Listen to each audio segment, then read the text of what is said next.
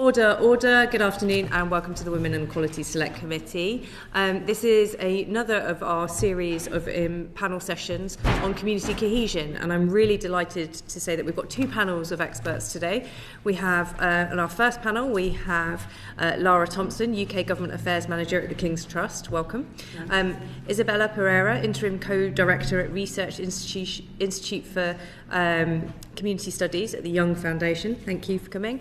Lucy Lees, Chief Executive Officer at Mahdlo Youth Zone. It says in brackets Onside Network. Yeah.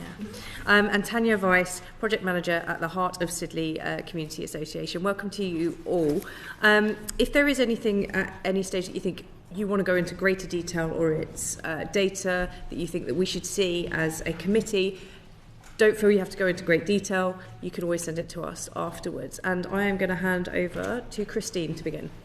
Thank you very much. I'm Christine Jardine. I'm MP from Edinburgh.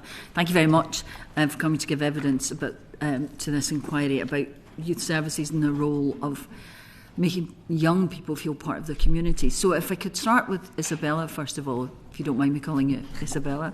Okay. What would you say are the key challenges today that young people experience when it comes to feeling part of their community? Thank you for asking me this question. Throughout my evidence in this committee, I'm going to return to two key learnings from our work. First of all, having safe places to go and positive activities to be involved in matters. Having safe places to go and positive activities to be involved in matters immensely to young people. So we need to invest in our shared civic places and social infrastructure where people can learn, create and be together. And we need to make sure they really work for young people. And secondly, young people really want to be heard, so involving them in decision-making is absolutely critical. Our work has demonstrated time and again that young people can generate incredibly effective solutions to the challenges that they face. So what are the challenges that young people face? Well, first of all, in the work that we've been doing work through a programme called the Peer Action Collective. It's a network driven by and for young people at risk of or living with experiences of violence. PAC gives young people a chance to make their communities safer and fairer through peer research and social action, and more than 12,000 young people have been involved in this in England and Wales. The young people that we've engaged with have told us that they felt that violence was one of the biggest issues that they faced. Violence was potentially all around them within their communities, on their phones through social media, in the physical spaces they travel through in their neighbourhoods. The Peer Action Collective is funded by the Youth Endowment Fund, and their Children Violence and Vulnerability Survey for 2025 also highlights this. It tells us that in the past year, 18% of young people had experienced violence as a victim, and 13% admitted to carrying out violence themselves, and also 70% had seen real-world violence shared on social media in the past year. So this is a very important and real challenge for young people. Mental health difficulties is another major challenge for young people. These are widespread, and young people shared how these challenges and the lack of suitable support could push them away from positive environments and influences towards riskier behaviours. And finally, feeling unsafe in both the physical and emotional senses was a key issue for young people. PAC young people talked about needing to feel safe and supported by the systems that are meant to protect them. And 1 in 8, around 13%, said that they did not feel safe in their local areas, and over a fifth, 21%, of those with lived experience of violence said that they did not feel safe in their local areas. So these are some of the really material challenges that young people talked about, and they also talked about the need to be seen and heard and given the opportunity to make change. They felt their experiences were not listened to or their worldview understood by adults in their lives, for example, as teachers and the police. They wanted to be treated with empathy, fairness and understanding. So the PAC programme gave young people an opportunity to be listened to through its participatory peer research programme. And crucially, it also transferred power to young people. I can speak more about this and I'm happy to give notes, but yeah, I'll give others a chance to speak. Thank you very much. Tanya, if I could ask you, the level of community cohesion amongst young people, has it changed over recent years, do you think? And what extent, and to what extent has it been influenced do you think, by the impact of COVID and the lack of community interaction then? I think a huge factor is the digital divide.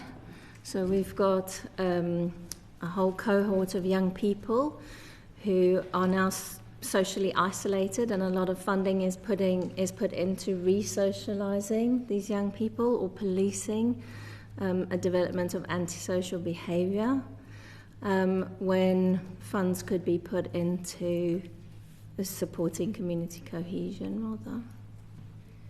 That's concerning. Social media platforms, apps are in the news at the moment, and you're saying that young people are becoming increasingly isolated because of it. Do you think we're doing enough to address the wider... I mean, we're talking about specific problems with social media, but are we doing enough to address the wider problems and the impact it's having on younger people? I think that we're learning, aren't we? So one step at a time, some changes are being made, but I think more needs to be done, and I think there needs to be some bold bravery in decisions made, and sometimes they're not popular decisions, but they're important decisions. It's the whole concept of you've got to be cruel to be kind for the long term sometimes. Thank you. Christine, just before you come, I just want to ask Tanya, Yes. don't be subtle about this. Yes. What do you mean by unpopular decisions? So sometimes you might have to say, for example, if we said access to social media for under 13s, under 16s, whatever, is a no-go, then people are not going to like that, and not everyone's going to follow it. But if that became the law, then I think that would make a huge difference. So is what you're saying that you think that legislators need to grasp the nettle and accept that it's going to be an unpopular decision, but they're going to have to take drastic action to support young people and help them get over this digital divide and the isolation? I think definitely. I mean, it's had a huge impact. If we just look at a couple of examples locally in our community. So if I take a young person who's now early 20s, he was in college during that time, isolated in his home during COVID with his mother and aunt, and he was very social before and he's not now. And we know from all the research and statistics that social media is like a drug, isn't it? It's addictive, and often, young people can't always say no to something that's there in front of them, constantly feeding. Often none of us can. We all have our vices, don't we? In our holiday clubs that we run with our teen volunteers, we have a policy. They sign an agreement with us around behaviour and whatever, and their phones get put away for the day, and none of them ask for it. So I think sometimes the bold bravery is not about the child being upset, it's about others being upset, because I think social media or digital access is an easy babysitter. Sorry to go on about this, but do you think we're listening more to what social media think or want to think children want than to the voices of the children? I think we're listening to digital feed rather than children. Thank you. Lara and Lucy, I wondered if I could ask you, the challenges of improving community cohesion, are these problems we're hearing about, the challenges, is that right across the UK, or are there regional differences? And are there things that you see that we could be using to tackle them? I think there's always going to be different regional needs. As a national charity, we're based in the Four Nations, so we are based in the north of Ireland, Northern Ireland as well. And we can see there as well, through 50 years of work, that's been a challenge in Northern Ireland, and something that we've grasped and wholeheartedly grasped as well, with always aiming to get 50-50 if we're trying to do a programme or engage with those young people, and really getting the young people to meet one another. That's the most important thing. Difference is okay, but understanding it, I think, is the most important thing. So, that's coming from that point. I think it's really important to quote young people as well on this. So it kind of ties in with your last point as well, this is from Emmanuel, who's based in London, actually. And this is in our Youth Index report. Now, this research actually comes from, it was gathered in November 24, December 24, published at the start of 25, and we've got a new one coming out at the end of this month as well, but this is Emmanuel. He says that he's not surprised that 43% of young people find it difficult to meet new people. I think especially after COVID. So many have lost their social skills and trust in people. Many people don't know how or where to make friends, outside of school or work if they have that. After dropping out of university, I was very isolated. I wanted to gain life skills and try something new, as I had no idea what I wanted to do next. The King's Trust Explore programme helped me with this and gave me confidence, routine and structure. And I think we could look at that from a national perspective and say COVID was something that affected all of us, but there are certain nuances definitely when you're looking into localities about why confidence may be affected of certain young people and their own individual needs within that landscape as well. Lucy, would you want to add anything to that? I think so I run an open access universal youth zone in Oldham, and I think for us in terms of the young people that attend, is 50% are from minority ethnic backgrounds.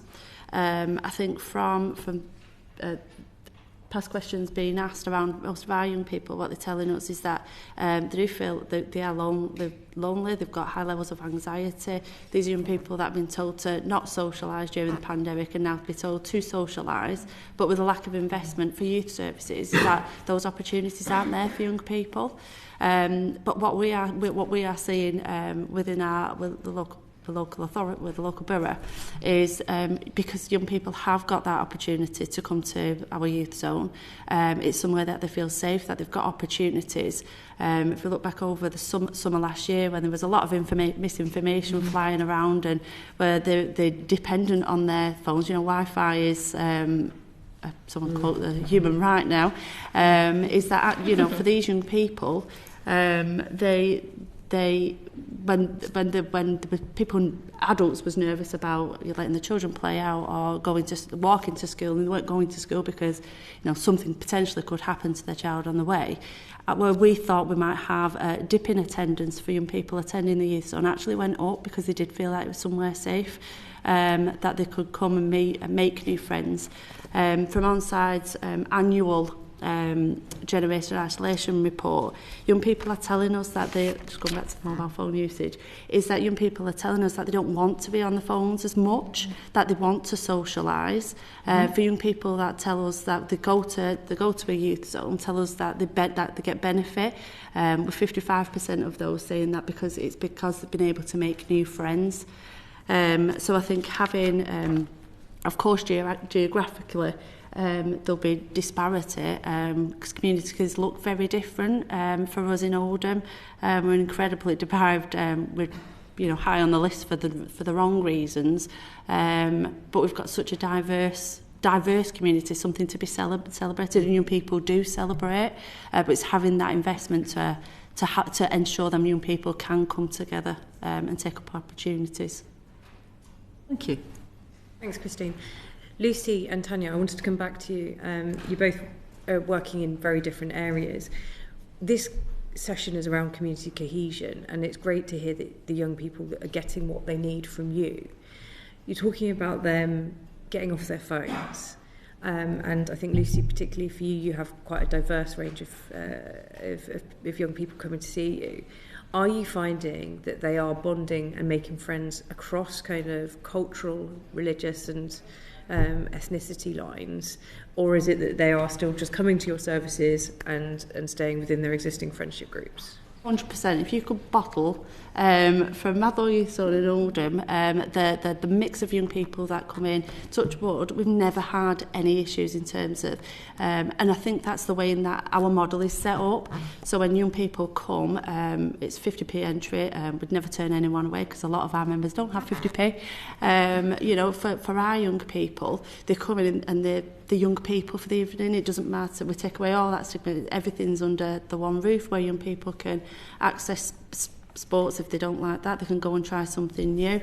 And I think that's in terms of the way in which we've set it up, and that we've got professional youth workers. So our workforce is reflective of the young people that attend, which takes a lot of effort. We're struggling at the moment with recruitment.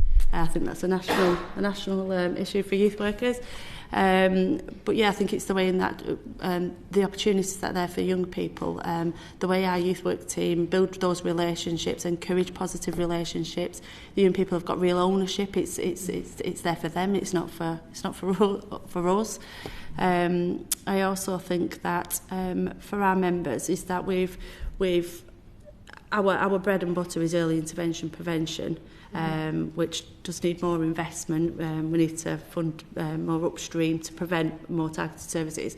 But actually we work very, very closely with partners that provide targeted service. So as young people come in and they're accessing and making, you've got the environment to be able to make friends and try new things, is that we can then as trained professionals spot where there is need for perhaps mental health, where young people are seeing things online, but actually we've got targeted support then built into the offer, so it's easily accessible.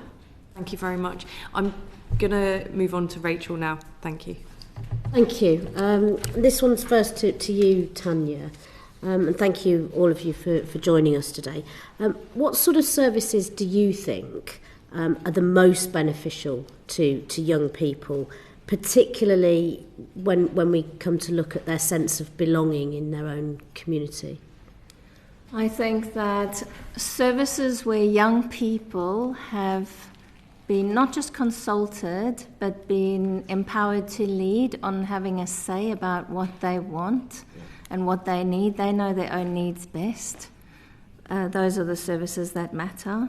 And I think that if you focus on bringing people together, rather than focusing on the outcome. So if your outcome is perhaps greater mental well-being or reducing antisocial behaviour, if you focus on bringing people together, then community cohesion naturally happens and you then meet those outcomes in a more natural way. But I think that services definitely need to be based on empowering young people to lead on the services they feel are best for them. Thank you. And this is really interesting because, I mean, in my area, we've been given money in Pride in Place. And one of the things that our young people have been telling us, we've asked those that are involved in antisocial behaviour in our local supermarket, is why do you go there? Why do you hang out there?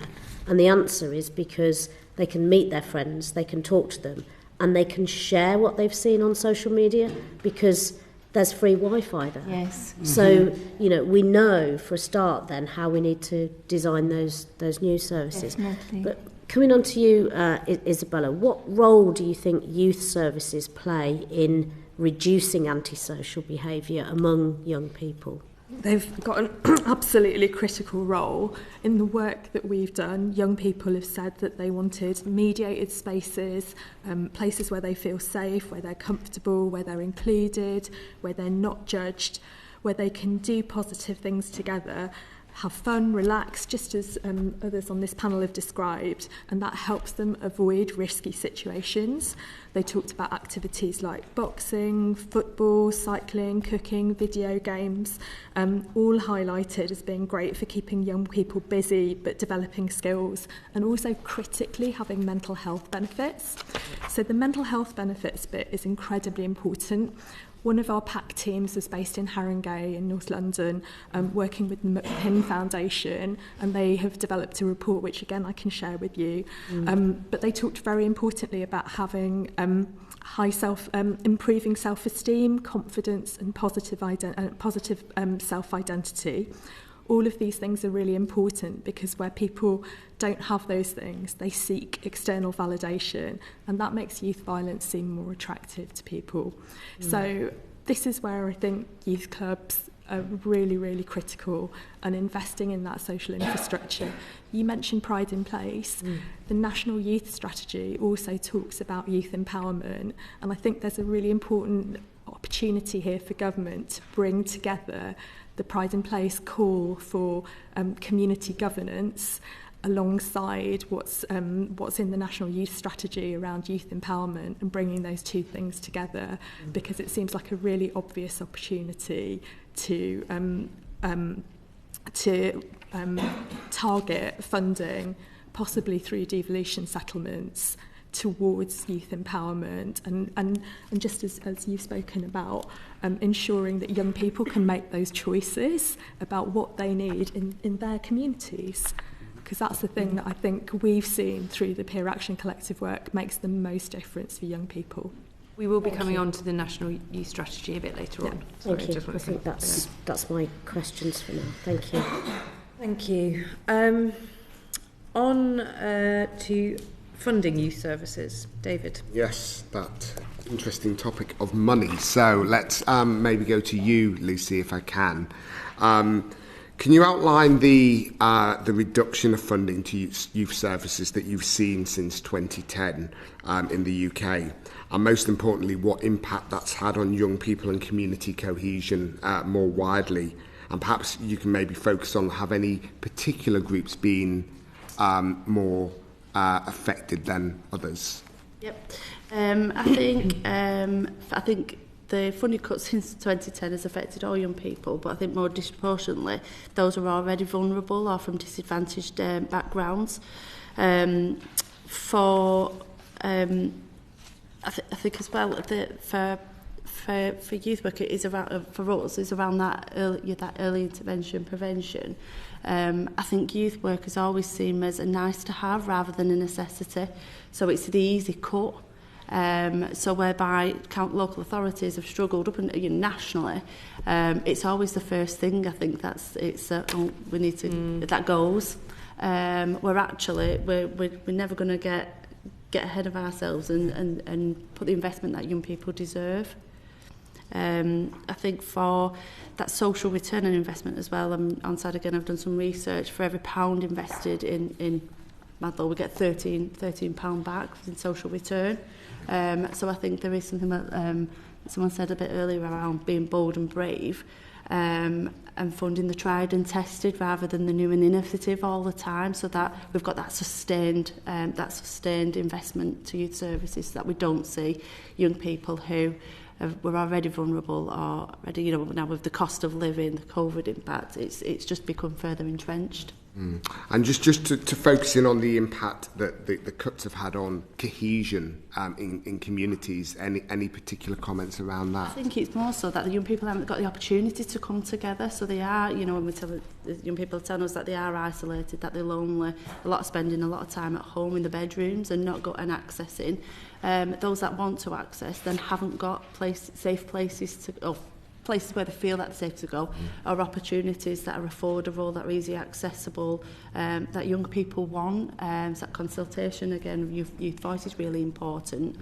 And I think also, to the point around antisocial behaviour, young people do gather. So we was asked to go to a local test, outside a local Tesco's, where there was a huge amount of young people gathering, displaying antisocial behaviour.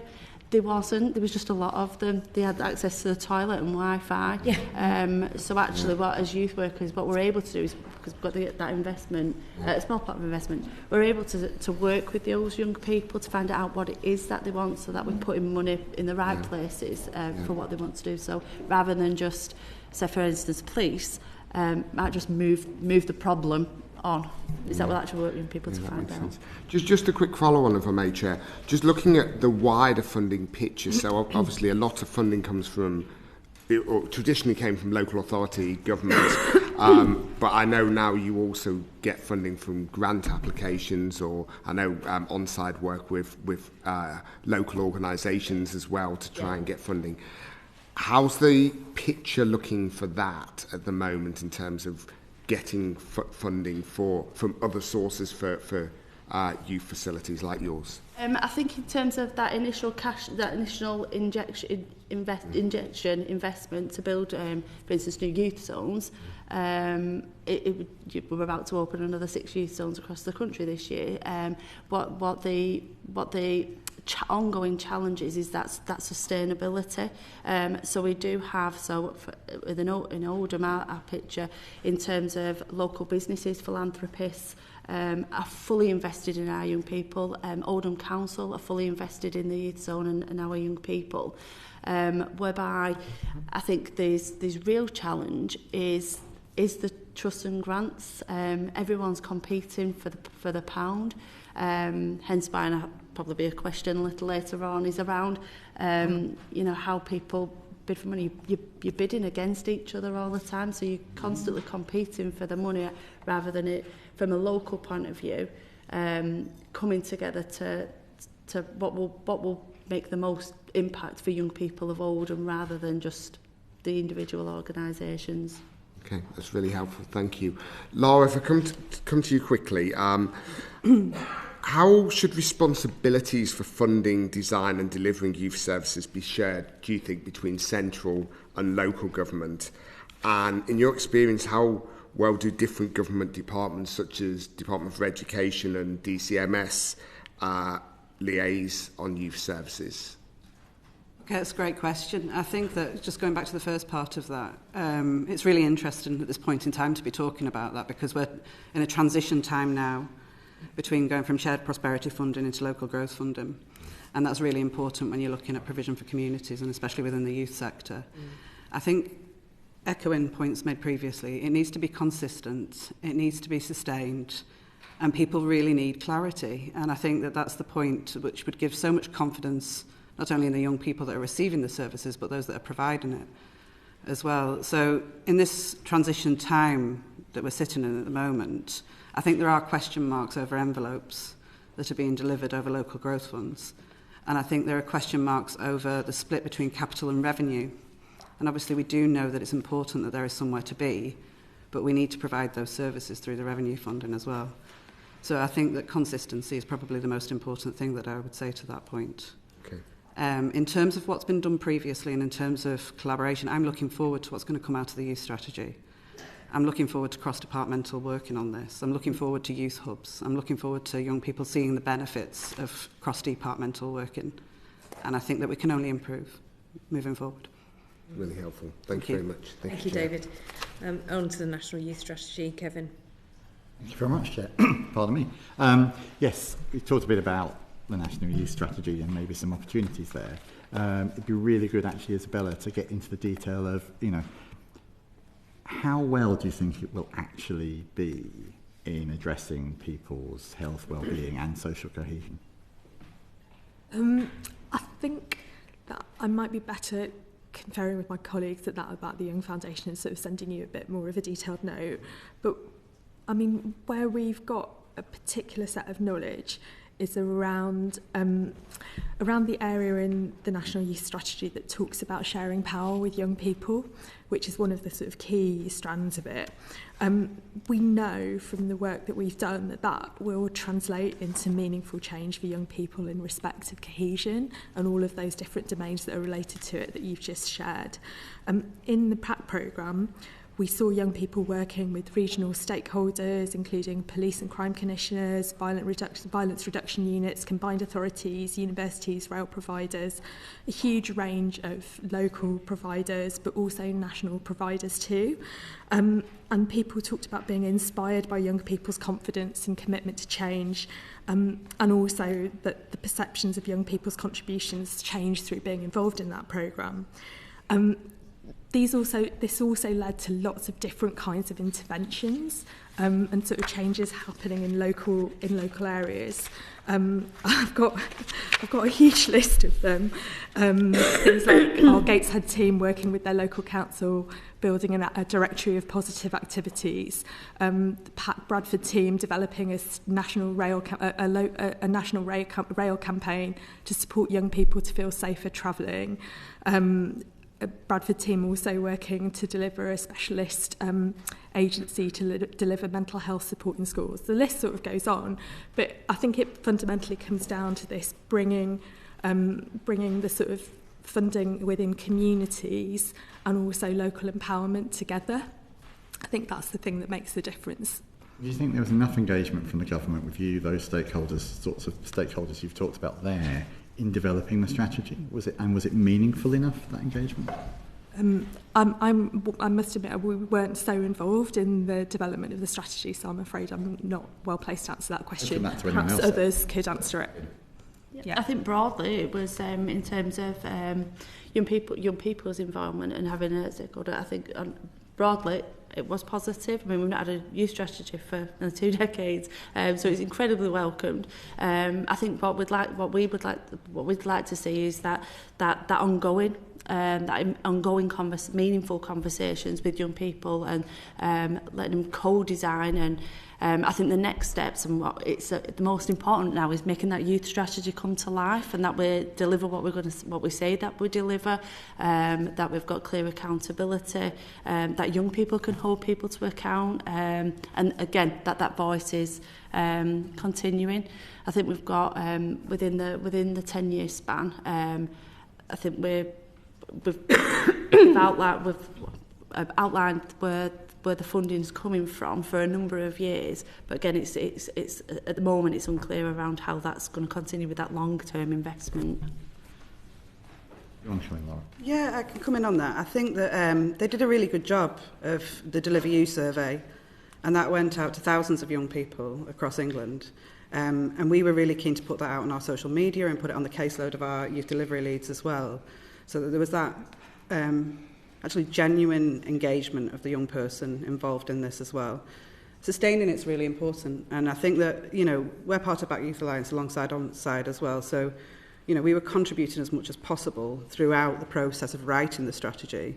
But I think the sustainability piece is really important as well. Government are doing their best, and I know that we are working at the minute with a youth advisory group that's working with the Irish government. They've had their strategy in place since 2023, and I think that sharing those tips, working together across nations, and especially as we're talking about community cohesion here, young people from different nations coming together to talk about their own lived experiences is a really positive thing. So I'm optimistic.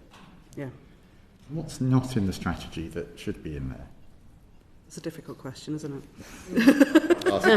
It flips it round, really. I mean, what is there stuff that we're missing here? I mean, for me personally, we're in the very embryonic stages of this strategy in the do. And, you know, that's where we're sitting at the moment. So I wouldn't want to be too critical at the moment about what is missing. What I can see is a very positive strategy moving forward. And I think it's the real tenets of understanding somewhere to be, somewhere to go, someone to talk to. And, you know, the trusted adult piece is what was missing, and that's been inserted definitely. And I think only building on the work of good organisations in a collaborative way like we do as the youth sector can only be a positive thing. So I don't want to really talk about gaps at the moment because I don't know them, unfortunately. Thank you. I got very excited. Yeah, I was just going to add to that. The strategy looks good, and I think where we'll see how effective it is, it's when it's truly put into practice. And I think some of the important things to consider in that is kind of a hyper-local involvement. So making sure that you have resident-led decisions being made on what happens, and meaningful engagement. So we talk about kind of the youth strategy mentions youth voice, whereas we have youth ownership. So there's a difference between asking a young person what colour to paint a wall in a new community hub versus giving them the opportunity to be a youth volunteer and mentor even the next younger generation. So I think how it's put into practice will evidence how good the strategy is. That was helpful. And now really to link it in with the questions David was asking, Yes. it's the money. So, and about the Yes. funding, you know, is there sufficient funding allocated to it from what you've seen so far? And do you think it's targeted in the right areas?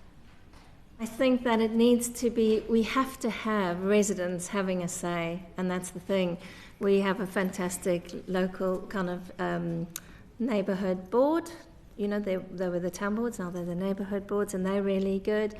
But they're not made up of residents. If you look at us as an ex-big local area, you know, I lead a committee of residents who have been supported to feel empowered to make decisions on how to spend £1 million over 10 years.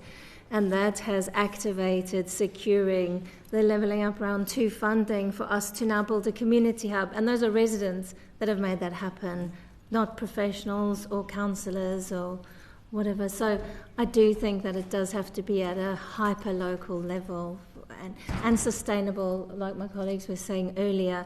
It's all good and well to invest in a community hub, but there has to be sustainable. Say, you've invested in the capital, you do have to then invest in the revenue and ensure that staff are being funded to facilitate what needs to happen in the future. Is that your view, Lucy? Do you think that it's the right level of funding or sufficient? I think it's too early to tell. I think for me the important thing is that it doesn't get pigeonholed too much, so that so we can make decisions locally around what's best for the communities that we're working with.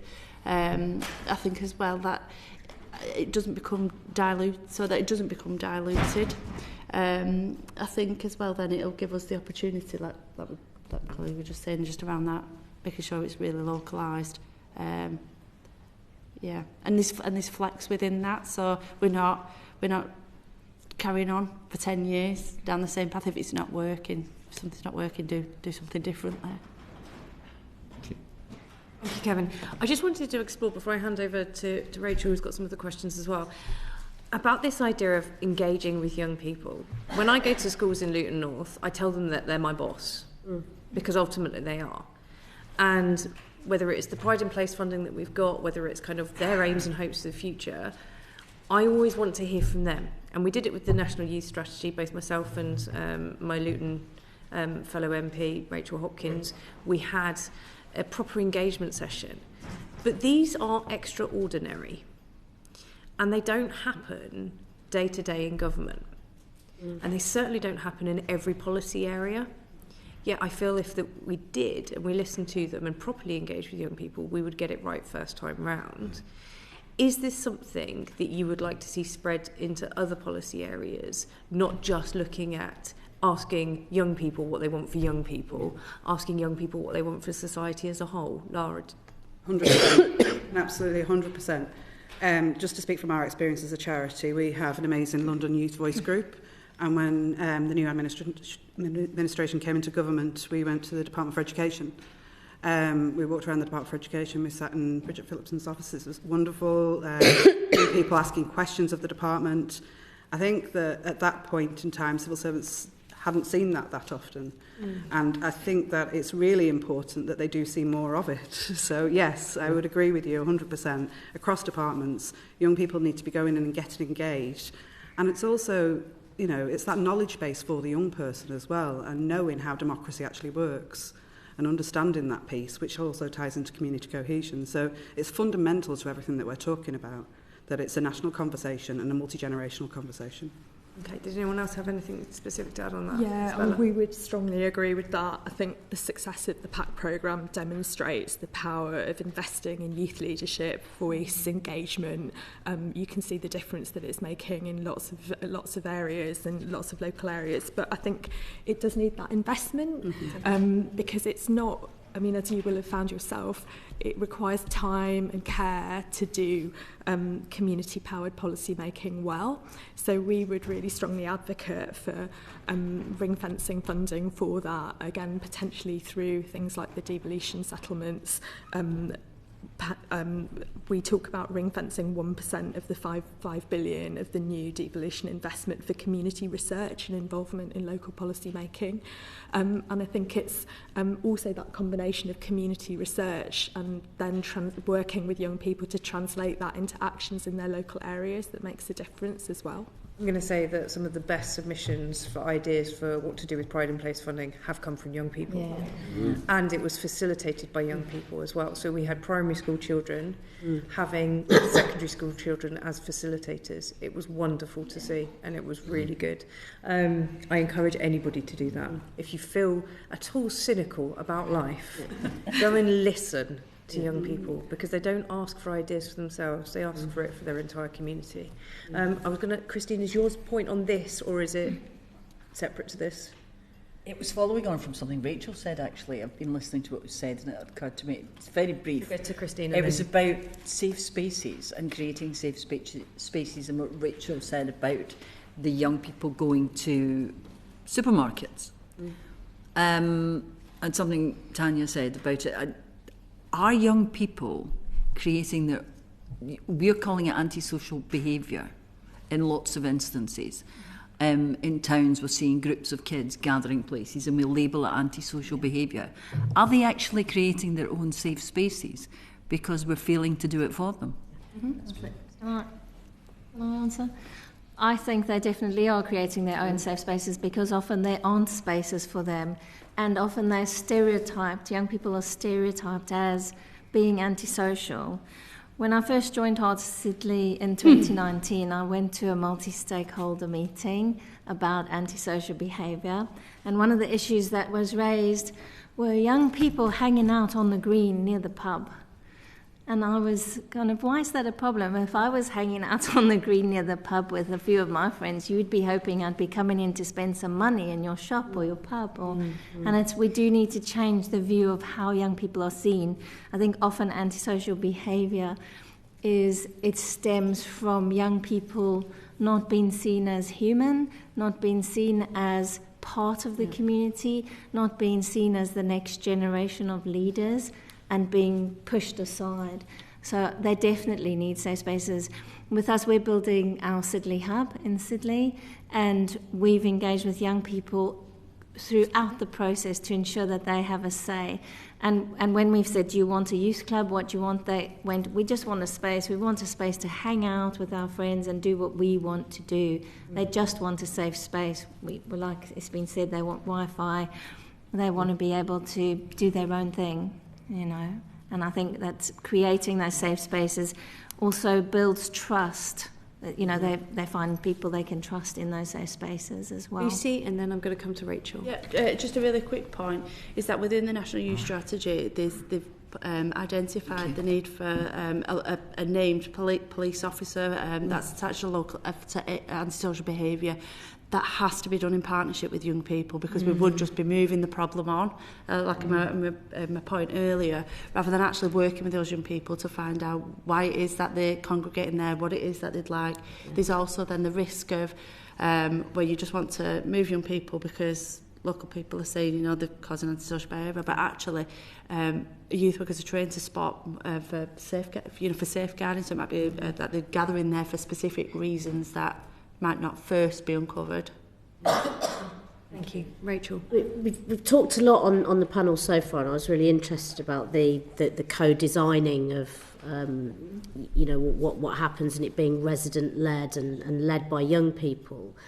Do we find any difference between what girls are telling us they want and need and what boys are telling us they want and need? And is that coming out differently if we meet with them or talk to them separately, or when we talk to them together? Perhaps, Isabella, you want to do that first? I just sort of think about the big themes that have come through our programme of work with PAC. It's around, safety is a really big thing, and that means different things for young men and young women. I'm sure colleagues on the panel will be close to the ground and what that looks like on a day-to-day basis, but I think that's come throughout the work, I think, and also like mental health intervention and support feels different, I think, for young men and for young women. So I'll invite others to comment further. 3 stats on that, on what you've said there, and we're looking specifically at young people that aren't in education, work or training here, and just looking at that piece.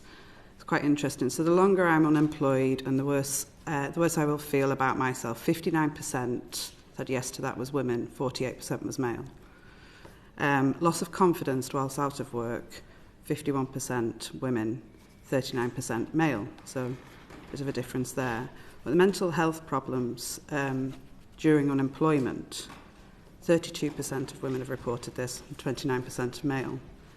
So they're not that far apart, really. I mean, obviously you can see there is a little bit more of a confidence piece with young men when talking about being out of work. But I think that it is a confidence piece, and that essentially leads to all the outcomes that we're talking about negatively, and it can become a problem with community cohesion. So, yeah. Lucy, did you want to come in on that? So we see so at our junior youth club, where we're 8 to 12-year-olds, that the gender split is nearer 50-50. As soon as young females hit 13, 14, that's where the drop-off piece, and that'll be across the youth sector. We've done a lot of work with girls because we actually have a girls-only session running on a Saturday afternoon. Again, one of the reasons is because Oldham's very diverse. We've got a high Muslim population who want a girls-only space. We see regularly 90 females attending that, and they do so because it's led by an all-female team, and they've got that where it's only females allowed, where they feel like they can, access sport or the gym. And they feel safe. What we've started to pilot is a female-only kind of golden thread through our other provision, so that at any point during a open access youth evening, is that there's always something that's female-only, and we've seen a huge increase already since August in female participation. So what we've listened to girls and saying that they want a space where it's just for them. And one of the main reasons for that is around maturity levels between boys and girls and the difference at that age is what they're telling us. Thank you. That's really helpful. Thank you.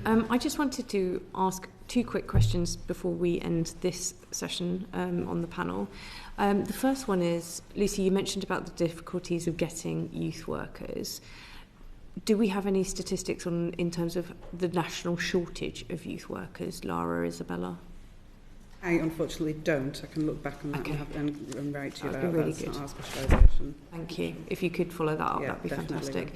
Yeah. And the second one is, I'm going to ask every single one of you, just very quickly, what would be your key priority and key ask that you would have of government? I'm going to start with you, Tanya. Sorry. That's okay. So I would say that community cohesion is the result of focusing on community priorities and community working, meaning that it's better to focus on the priorities of the community itself rather than focusing on building cohesion. As community cohesion builds naturally from giving local people the opportunity to make their own choices and changes in their neighbourhood. So again, I would say it's that hyper-local focus. Thank you, Lara. I'm going to repeat myself, but I'm going to say continuous and sustained funding. So I think that's really important if we're asking that of government, and we need that as a sector to have confidence and therefore instill confidence in the young people that we're serving as well. And obviously as well, the cultural competency piece is really important. And the government's understanding, the sector's understanding and the young person's understanding. Thank you. Isabella? I would say, sort of echoing Tanya to some extent, invest in social infrastructure for young people in consultation with them to ensure effective use of the money into facilities and services that young people will use and the services that they want in their communities. Thank you, Lucy. Long-term investment, so it being not a nice to have, but a necessity. And also cheeky enough to around the support with the workforce, particularly around for government to raise the profile of youth work on a big scale to support with that workforce piece. Thank you. I'm going to be really cheeky. We're also doing work on the manosphere and online misogyny and hate. Tanya and Lucy first. Have you seen any evidence that the manosphere is having an impact on young people that you are working with or that you have beginning to work with and some of their journeys? Lucy, do you want to go first? Can you say it again? Sorry, I will. We're doing a separate piece of work around the manosphere as well, and how it is impacting young men and women, young boys and girls, about how they interact, how they live their lives. What's the impact that you're seeing there? And is there anything that is working in terms of undoing some of that harm and working with the young people themselves? I think what we've seen, and this has been the challenge back to other providers around providing female-only spaces or activities, is I think I'm on the right lines. Around providing female-only activities, they'll say, "Oh, not a lot of females turned up. A lot of boys are wanting to go on and do this activity." So they're pulling it out rather than using that as actually that's like a gift for a youth worker to have that conversation around why female spaces are important. Am I off the wrong train? It was more just about how we support and I guess have any interventions that are needed for any young boys and young men that are perhaps being subjected and seeing content that is harmful, that is violent, that is misogynistic, and how you work and what support you would need to be able to work with those young people in the best way possible, that's best for them, that is receptive to them as well, because I think it's really important that the young people are actually receptive, otherwise it is just, yeah. I think at this point, I was going to say it's really important for young boys to have mentors. And the mentoring piece is really important for us as an organisation. It's something that we're looking into in the King's Trust, but I do think just generally, you know, the trusted adult piece and the strategy highlights that. And, you know, we want to be what we see as a society, so young men need men to support them as well. And I think that's just, you know, it's common sense, isn't it, really? Is that we are all supposed to be trusted adults in this room as well, and I think it is common sense that we know that young men need good male role models and mentors that aren't just men maybe, but, you know, maybe moving on throughout that journey, you know, their relationships with women depends on where that young person is in that place. Lara, you said that you were going to hopefully get us the information around the kind of shortage of youth workers, and it would be really good to see if there's a shortage of male that would be a really interesting and the disparity as well between that, if you're talking about good role models and good mentors. Thank you very much for your time and your expertise in sharing your experience with us. I'm going to just ask the two panels to swap out now. Thank you. Thank you very much. Thank you.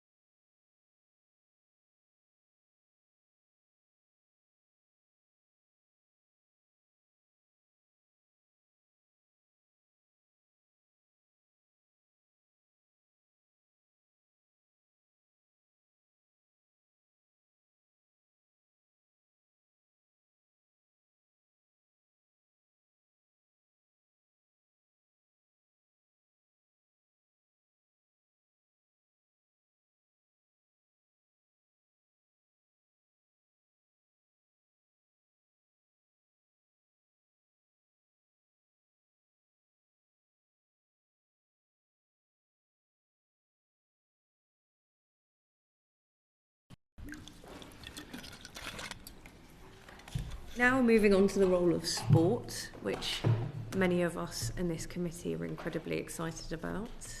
Some of us are more sporty than others currently. But we've had a lot of written evidence in from different sporting organisations around community cohesion. And I think for people that are not in the sporting or community cohesion space, that might be surprising, but actually for many of us, that is not surprising at all. So I am going to hand over immediately to one of our more sporty ones. It's Kim. I am extremely excited about this session, Chair, so thank you very much. And having spent a lot of my own career in both sport and community cohesion, it's brilliant that we've got the opportunity to discuss these issues and to hear from such fantastic witnesses. It was a pleasure working with Ruth in my previous life at the Joe Cox Foundation, and I also know Ali through work that I've done both before I was an MP and since. And Debbie, it's really lovely to meet you as well. So I think looking at the very specific role of sport, and I would speak more broadly because this tends to, I think, in terms of physical activity and exercise, we tend to pigeonhole sport a little bit. But what role does sport contribute and what role does it have in terms of strengthening community cohesion across the UK in your view and based on your experience? And I'll start with you, Debbie, if that's okay. Okay, thank you. Well, I think in terms of the role of that sport plays, it has a significant role. I'm here representing English Football League in the community, which is the EFL's charitable arm. And what we do is we work with the 72 football club charities that are linked to every English Football League in England and Wales. And what we'll talk about, I guess, is those football club charities deliver a number of programmes. And many of them span sport, but what they do is use the power of football. So they'll deliver health programmes in school, youth engagement, and of course today I'll talk about the community cohesion programmes that they're running. But I think the contribution that they make is through the power of football, they bring people together around a common passion and an interest rarely seen elsewhere. And I would say that I've seen personally, as an ex-football club chief executive, that you don't need to be a football fan to engage with your local football club and its charity. I think because there's a general acceptance that whether you're a fan or whether you're not, you understand the passion. And because of that, what the football club charities are able to do is be open, accessible spaces where people can go, where there's no stigma attached to engaging and maybe sort of undertaking various activities at your football club. And we feel that our football club charities are particularly able to contribute here because we have 49 million people that live within 15 miles of an EFL club, and so they're actively engaged with those clubs. And 96% of England's most ethnically diverse neighbourhoods live within 10 miles of an EFL club. So we're absolutely uniquely positioned. With that trusted brand, we foster intercultural understanding. And I think because our football clubs, and what I've seen personally, our football club charities deliver such a diverse range of programmes and projects, what I see them do is they deliver an approach that they've listened to their community, so it's not a one-size-fits-all. And they wrap their arms around different communities, around families, and usually are able to offer something for everybody.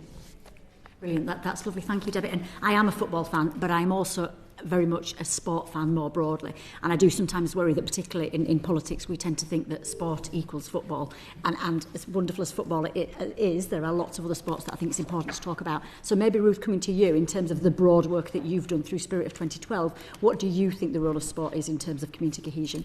I think we've probably all written the word significant next to the role that it can play, and I think sport does have a very significant role. I'll use sport and physical activity interchangeably. The work that Spirit of 2012 has done whilst we were born of the legacy of London 2012, it's very much been focused on community activations, working in communities and reaching the least active. So we've taken the opposite slant, I guess, to many legacy programmes that try and get big numbers through traditional sports and looked at how we can go out into communities. And I say we work through delivery partners, we're a funder. I think one of the things we need to think about with sport is the whole ecosystem around it. So it isn't just what happens on the pitch or in the stadia, it isn't just the people playing. There is a whole social and community infrastructure around sport. So we've got a workforce, significant numbers of volunteers, families, and work with all of those can lead to greater social cohesion.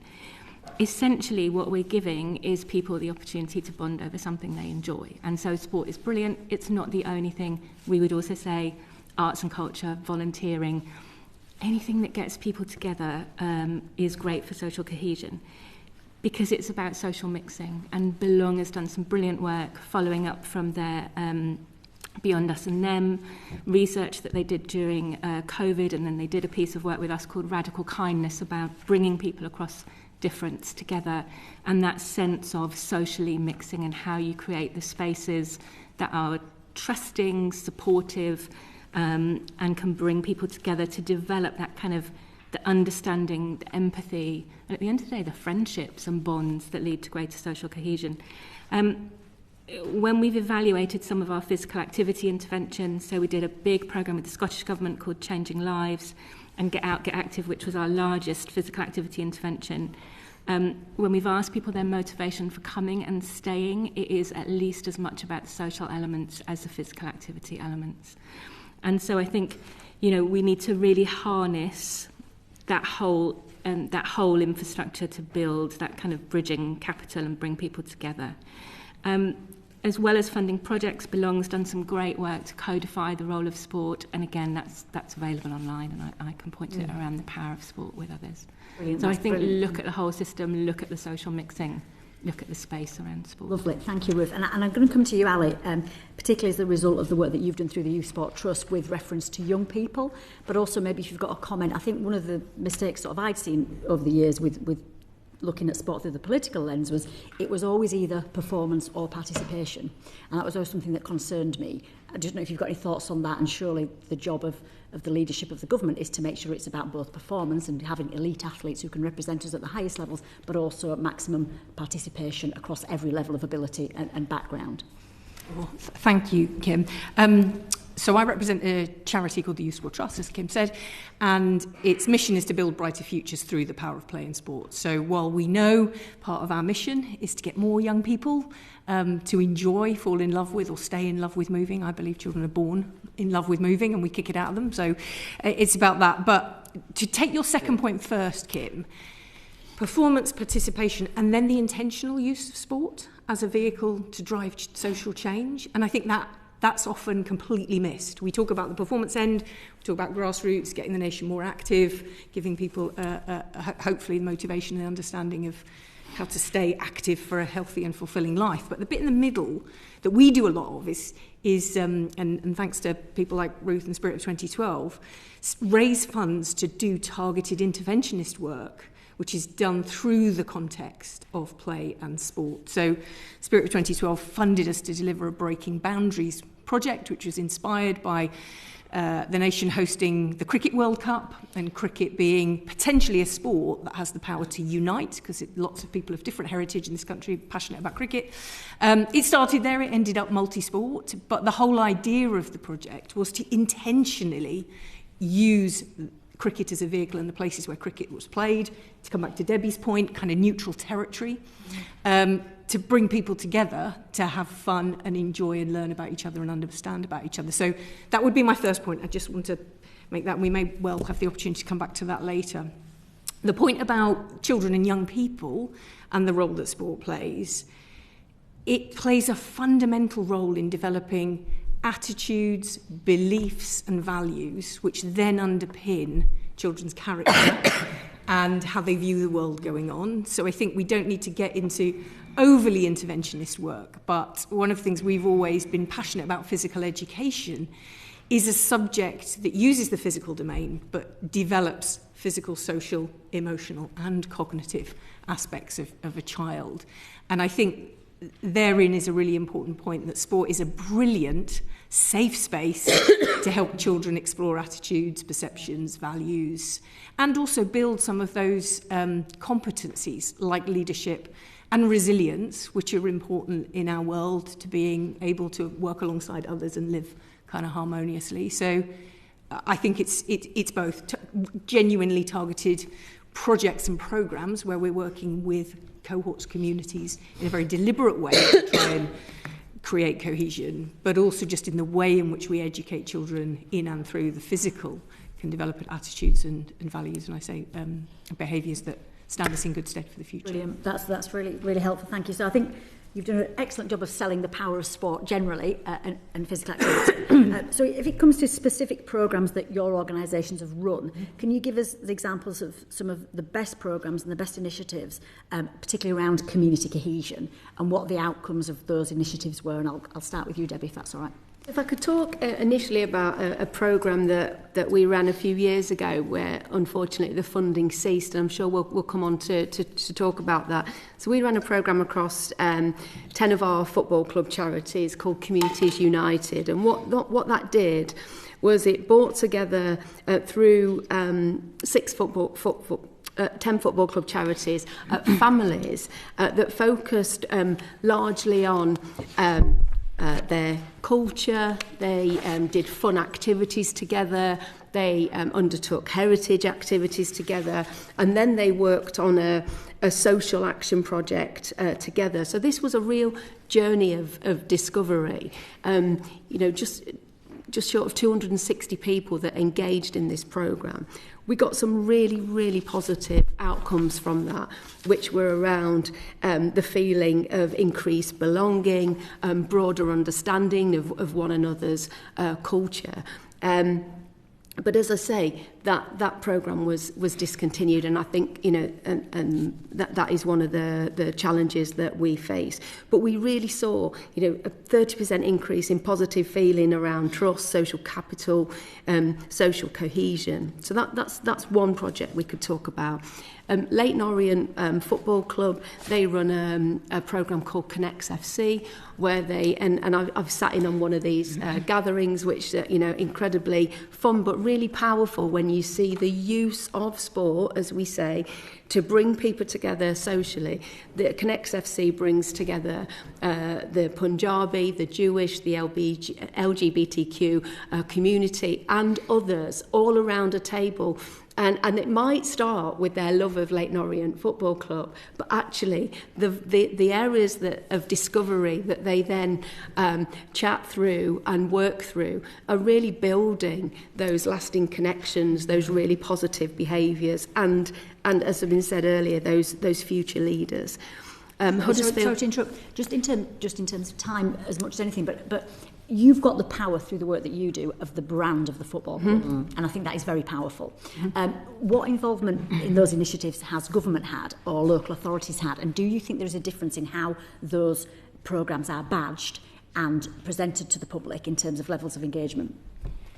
So obviously we've got a lot of diversity across the 72 football club charities. What I would say generally is that those football club charities are well connected in with their local authorities.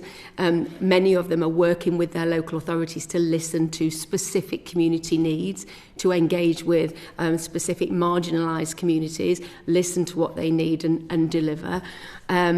Are they working directly? They will be receiving government funding to run specific programmes, and that will vary across the country. Are they working directly with government? I think that what they're doing is receiving small pots of government funding for targeted initiatives, but what we're not seeing is that being sustained.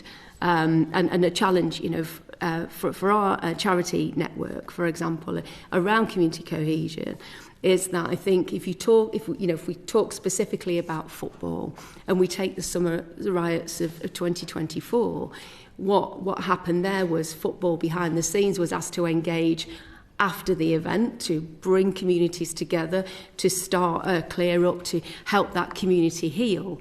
And what we'd like to see is that these programmes that we know are successful, that we know have really positive outcomes, that we're continuing with those now, so that we don't need to lean on football when we start to see that these problems escalate.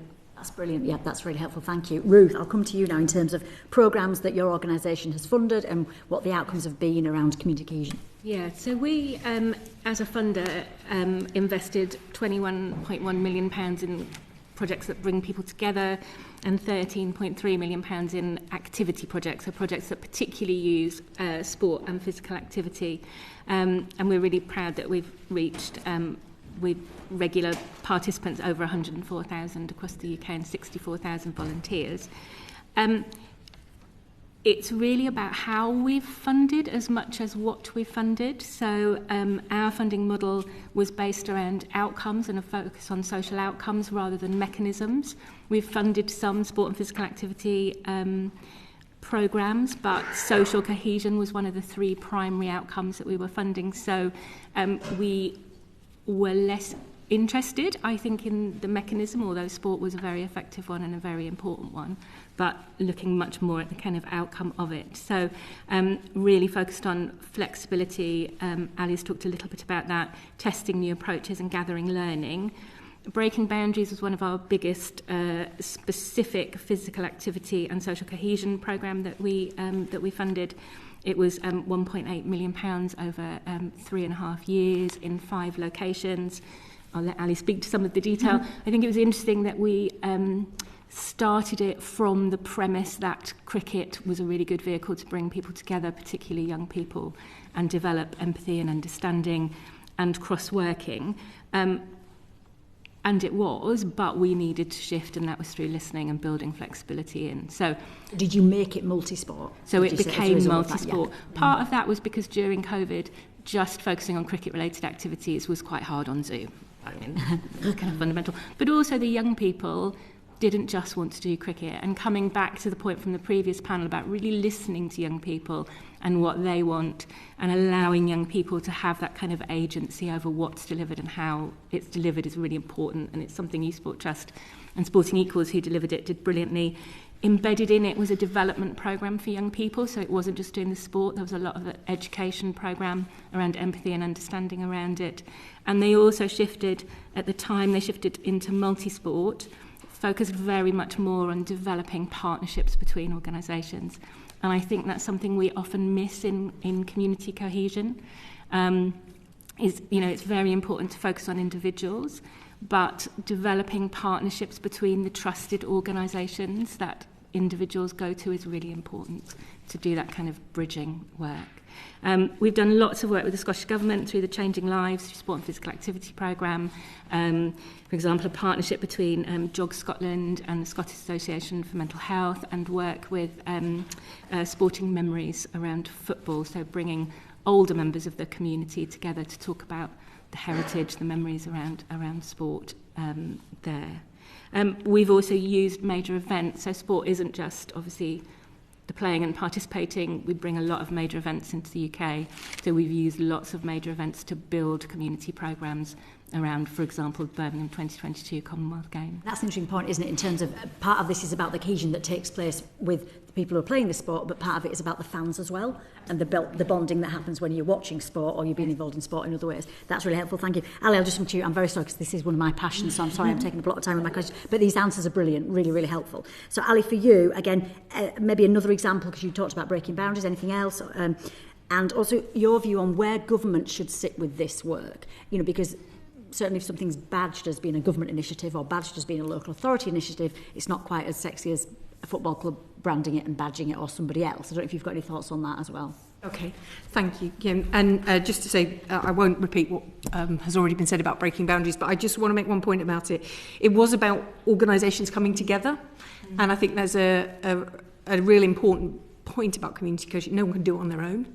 It's bringing together a range of trusted organisations. So I'll give you an example about how this was structured. So we worked with Sporting Equals, which some of you will know is a trusted organisation supporting people from different cultural and ethnic backgrounds to feel a sense of belonging in sport. They helped with community connectors, who were community leaders at a really local level, who were already trusted, understood and known, to be part of the way that we message what the Breaking Boundaries programme was about, and to open doors, etc. Then Street Games supported an apprenticeship programme with community coordinators, which were young people who took on apprenticeships in each of the 5 cities that Ruth mentioned. And then they in turn recruited young people who were community champions. And they were volunteers who were developing themselves, as Ruth said, but playing the role of peer leaders, really inspiring their peers to get active. So building on that, we were able to create something called Unified Action. Just to pick up on your point about funding, that was funded by MHCLG. And that allowed us to take this concept of young leaders having a voice, being empowered, and then driving the change that they want in their community further forward. In the same 5 cities, we just built it straight out of Breaking Boundaries. And then with the Esme Fairbairn Foundation, a trust that's a grant-giving body, we were able to turn that into Unified Action for Sports Governance, where we placed, again, young interns into governing bodies of sport on their boards to help their boards think about how they could tackle issues of things like community cohesion more effectively. And then the final 2 I'll mention, Ruth mentioned Birmingham 2022 Commonwealth Games. We then, off the back of the work that Ruth helped us get going, we ran Birmingham Connect, which was a school twinning project across different neighbourhoods across Birmingham. Young people who don't mix, particularly different cultural and ethnic backgrounds, gave them the opportunity to mix. And then that was supported by Team England. And then the Birmingham Organising Committee allowed us to then do Commonwealth Connections, which was a school twinning project, 60 schools linked with different Commonwealth countries from across Birmingham. So again, just building a sense of understanding and mutual respect and responsibility for people from different nations, different cultural backgrounds, and all done through sport. Your second question about branding, again, I heard it because I was just sitting observing the last session. I don't think young people really give too much to that. I think there are obvious things about the local football club that means they kind of got a resonance. But often what we'll do with the project, doesn't matter who funds it, is we ask the young people what they want to call it. They give it their own name. Because part of community cohesion is that collective identity, that sense that we're all in this together and we all unite. And what better way to do it than allow young people to give it a name or a brand. Brilliant. That's really helpful. Final bit from me. Ruth, specifically to you if you can, on the back of the work that your organisation's done, Spirit of 2012, which is now coming to a close, sadly, what lessons have you learned from the really important work that you've done that we could all learn from? Yeah, so we've got 2.5 weeks to go, which is sad and happy because we were always set up to close. So we were set up by the National Lottery community funders. They were as a spend-out trust. So closing isn't a surprise to us. It's not planned for. We've spent our £47 million endowment and now closing actually very happily and very contentedly. So that's good. In terms of those key lessons from us when we go back, I think looking at when we set up and developing the theory of change that we developed in 2013 was actually really important for us to work with stakeholders to really get under the skin of the impact that our funding could have. That theory of change that we developed all that time ago, actually looking at the pathways for events, sport, culture, volunteering, how that could help communities, has stood the test of time and enabled us to really measure the social impact of the work that we've funded very effectively. So one of the key lessons from me is to build kind of funding and programmatic infrastructure around a theory of change. So you know what you're aiming for, you know what change you want to see, and you can start to get under the skin of how and why it's developed. We were really lucky being independent that we could fund things over the long term and very flexibly. It's really important. Breaking Boundaries was 3.5 years. Our programme that was working with Engaging the Very Least Active was 8.5 years. We need long-term funding. We also need development funding. So if we are going to ask grantees, delivery organisations to co-produce, we heard about co-production in the previous panel, if we're going to ask them to deliver in partnership, funders need to step up and fund that and help them get that off the ground to make that really effective. So using development funding properly over the long term, expecting people to have sustained engagement in activities. Having one-offs, and we see one-offs all the time, isn't going to deliver the social outcomes that you want, like social cohesion. We always, for our projects, aimed that people would have at least weekly or fortnightly engagement for at least 3 to 6 months so they could really develop those bonds. I know we're talking about sport, but I think thinking more cross-sectorally and in more place-based way is important. Sport is important. It's not the only thing people do to come together. So thinking about volunteering, thinking about arts and culture. We've just had Bradford City of Culture conclude, and 70% of people said they felt more connected to people in their community. 7 in 10 said they felt prouder of living in Bradford. There were sporting elements to that as well. So how we bring all that together, I think, is really important. And then just the final point, one of the best things we've done as we've come up to close is to open up all our evidence and archives to expert bodies to say, come and have a look at it, test it and see if it's any good, and then make things that are, will stand the test of time. So we've had a fantastic partnership with Belong, to whom we've opened up all our evidence. They've created a brilliant toolkit on using sport for social cohesion that isn't just built on us, but is built on other evidence as well and real-life practice. And I think the more funders and organisations can open up that evidence, so we're not just having lovely evaluation reports sitting on a server never looked at again, is really critical in moving this forward. That's brilliant. Thank you so much, and thank you for all the work that you've done and your team at Spirit of 2012, because it has been a fantastic piece of work. Thank you. Thank you, Chair, for bearing with me there. I think you might be going to my tennis partner next for some questions. I will be, but I have a question about data. I love a bit of data. Ruth, Ali, you both talked about the outcomes in terms of social cohesion from these projects in different spaces. How are you measuring that, and what looks like success to you?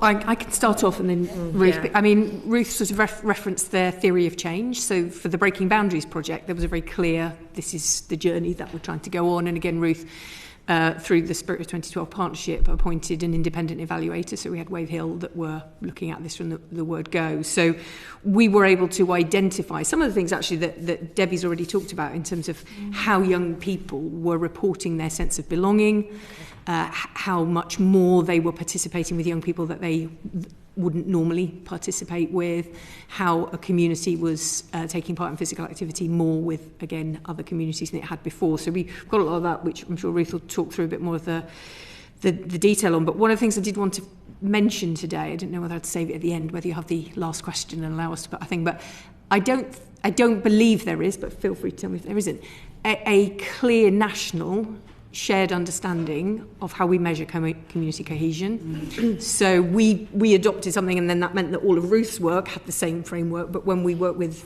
other organisations, they have different ones, and I don't think that's helpful in truly being able to evaluate what really works against things that are less effective. Thank you. Ruth, I agree. I don't think there is a shared measure. Do you think it would be helpful if there was? Ruth? I think it would be fantastically helpful. Most of our projects have looked at things like trust, belonging, friendships with people in different groups. I think one of the things that's critically important if we're going to look at getting this data and getting robust data is supporting delivery organisations to be able to collect it, and then we've got to use it. So we've had lots of experience with delivery organisations who are frankly quite nervous about asking people what they think are sensitive questions about their communities, about how they feel. Nobody rocking up to a sports section wants to tick the box to say, I don't have friends from other groups, or I'm not, so really supporting those delivery organisations to be able to empathetically collect that data at the right time is really important. And then if we're going to collect the data, we've got to use it. Yeah. It's not good enough for organisations to be expected to collect it just for the funder. I think that has shifted in funding practice, but we need to see much more of that. Thank you very much. And that brings us on to funding. So, Rachel.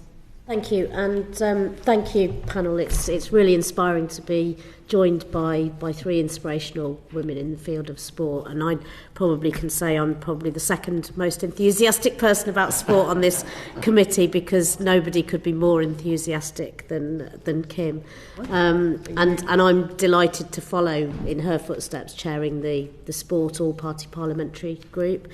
So I've met some of you before. So Ali, I'll come to you first. Who do you think are the main funders of community sports initiatives? We've heard about a lot of this funding that comes and goes and so on, but who are the main funders of community sport, and through what mechanisms are these initiatives generally funded? So I think across the home countries, the sports councils tend to be the prime funders of community sport alongside local authorities, the two kind of working hand in glove. So I think that's a fairly well-trodden path. But obviously, huge amount of participant funding themselves to take part, either members of clubs or pay and play opportunities. We have, as I've mentioned already, seen government departments invest. So I've mentioned MHCLG. We've benefited from Department of Health and Social Care funding. We've benefited from DFE funding. We've benefited from Department for Transport funding.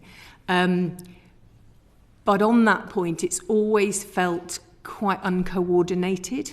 So we've needed to go and knock on lots of doors to convince that we can deliver something that aligns with that government department's objective. Certainly haven't felt recently, or for a really long time, any sort of cross-government consideration of how sport can be developed to deliver on multiple agendas. And then I would just mention two other, I mentioned Esme Fairburn Foundation. Quite a lot of trusts and foundations support us. We're at the moment running a big programme called Set for Success with the Wimbledon Foundation, which is a life skills and employability programme. but quite brilliantly, a bit like Debbie talked about one of her projects, it has a social action element to it, that the young people, once they've all been trained, get to pick a topic. So often they pick community cohesion type projects. They want to build the community that they would like to live in. And then finally, major events. Obviously, Spirit of 2012 Trust is an example of that, but I've talked about Birmingham Commonwealth Games as well. So it's sort of tiered down, but mainly the sports councils with local authority investment are the main funders, from my experience. Yeah. Ruth, did you want to add to that? No, I think, just to say that I think what's really positive is that both Sport England and the Community Fund have missions around social cohesion, so they are explicitly now funding social cohesion. I think one of the things we've got to watch for is where there might be gaps in funding. So is it community or is it sport? Is it sport or is it movement and physical activity? And I think we can unwittingly create gaps that some projects fall down. Have we seen sort of patterns emerge over recent years, or, in terms of funding community sport? I was going to mention something that I'll lose my job if I don't mention Please it. do. Obviously, the National Lottery is a huge investor. I talked about the sports councils, and of course, Sport England is the distributor for funds from sport, but I just thought I needed to make sure that one was said. Yeah. I think we've certainly seen more and more organisations, whether they be corporate businesses or, as I've said, the All England Tennis Club and Wimbledon Foundation, wanting to fill gaps, wanting to see the power of sport truly understood by people. So I would say we are seeing more of that. We have a partnership with London Marathon Foundation in 4 boroughs across London, and I know we talk regularly to the Wembley Stadium Trust, who do a lot of good funded work in and around both their local borough but more widely. And I think many of us as constituency MPs have seen the work through the Premier League and the English Football League and so on. So I think we've seen that. But is it fair to say that the funding model has become more fragmented, and could it or should it be made simpler? I think, if I were to just take the football club charity landscape, they take their funding from numerous sources, Premier League being one. The football clubs themselves will fund activities. There'll be some government funding, other sports bodies, and then they're also obviously generating their own commercial partnerships. I think where they could be an improvement, and you talked a little bit about this on the previous panel, is you better join up across the sectors. So for example, if a body is investing in a programme where South Asian women are coming to play football or another sport, and we've got programmes like those in our football clubs now, what we also know is that there'll be some work going on around mental health, maybe around financial management, maybe around connecting in with the wider family, and we don't see a join up centrally for that money probably to be better spent to have a broader impact. Could I add to that? I mean, it's a pros and cons. So the fact that it is quite fragmented for a charity means there's lots of places we can go, which is quite helpful. But the fact that it's fragmented means it's not strategic. And there's a lot of time and energy wasted trying to bring the resources together to do good work that's got a solid evidence base and can, frankly, quite help the nation with some of the challenges it's facing. So the lack of, for example, a national strategy at the moment for physical activity, movement, sport, there isn't one. But if there was one, I would hate to think that was just a DCMS-only strategy. It feels like we need a government strategy where it leans into all the various parts of society that sport can make a difference to. It's really interesting, thank you. And do you think there's been sufficient funding for sports programmes that are focused on community cohesion, Ruth? I suspect people working in communities, and we heard it from the previous panel, would say there's never enough money for that kind of community engagement. I think it's thinking about the kind of local infrastructure in the places where people go for it. So there is good funding for sport, I think, locally. My colleagues, I'll defer to them if they don't think there is. But again, you know, lots of young people will access sport through youth clubs and youth centres. We need to think more broadly, I think, about the funding for that social infrastructure and civic infrastructure that sport is a part of and sits alongside very well. But that focus on how do we make places that people can undertake sport and physical activity and be active in the broadest sense, as well as just our sporting infrastructure. And Debbie, do you think there's more that, and I think, I mean, the question here is about football clubs, because I think this is to you, but I think this goes for other sports too. But is there more that wealthy clubs and players could be doing to support grassroots sport? I think, you know, what I wouldn't want to comment is that that's quite a generalisation around wealthy clubs and players, because I think that's a really broad topic. And, you know, there will be numerous projects that are ongoing that we won't know about that are actually being funded by players and clubs. What I do see is a huge amount of work being undertaken by football club charities, channeling funds locally, listening and making sure that we maximise the use of those funds effectively. But what we would like to see is that the funding that is available is more longer term. The organisations that we're all representing today that are listening to their communities, that are talking and understanding young people and what marginalised communities need, have longer term funding to enable them to have a lasting impact, because you know, only too often we're seeing some really great work. And in this community cohesion space, we know that measuring the impact of that work can sometimes take longer because the challenges are more complex and more difficult to understand.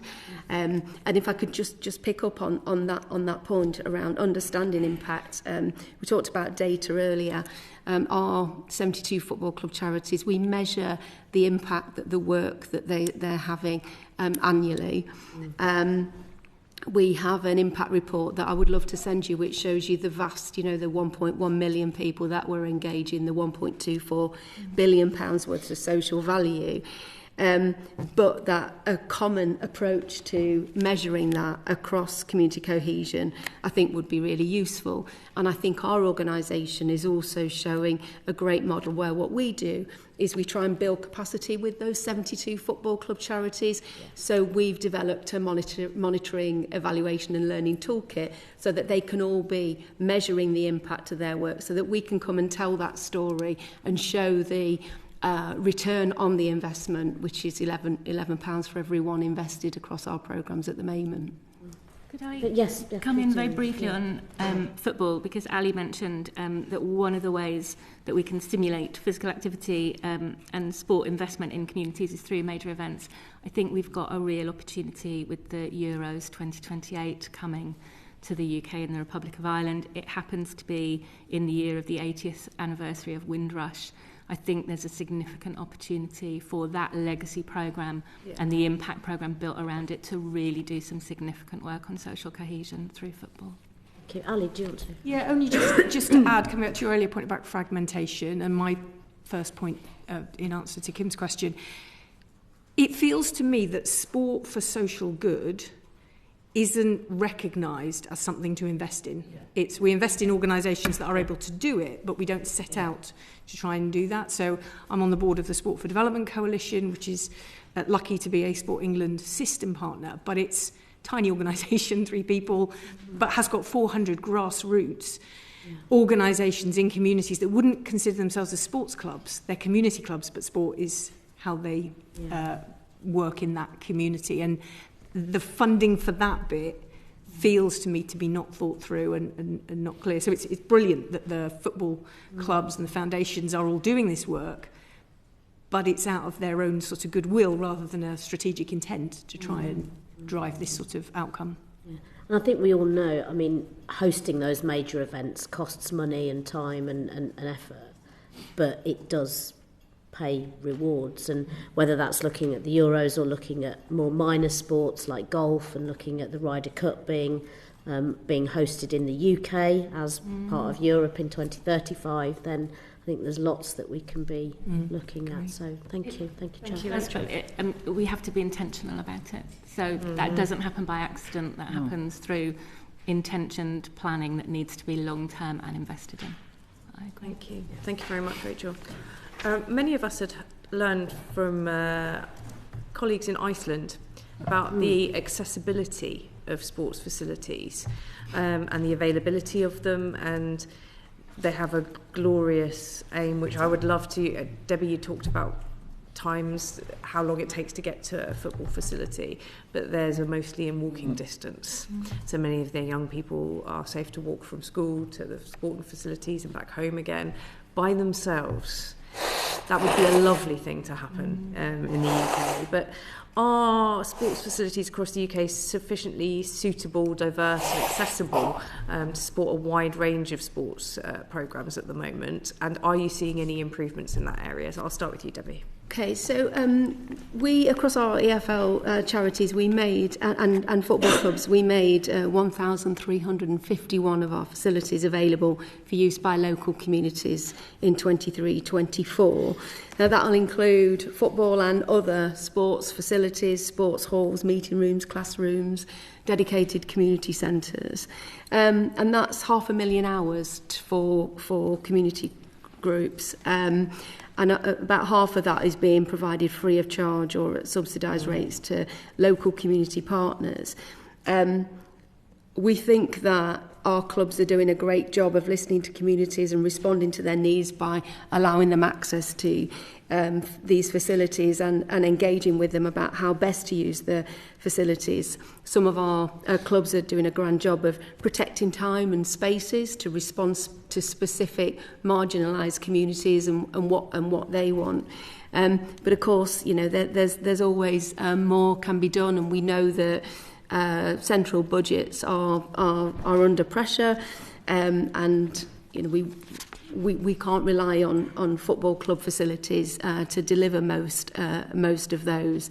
But certainly we feel that we're opening up our doors and making those amazing community facilities that are attached to football clubs available.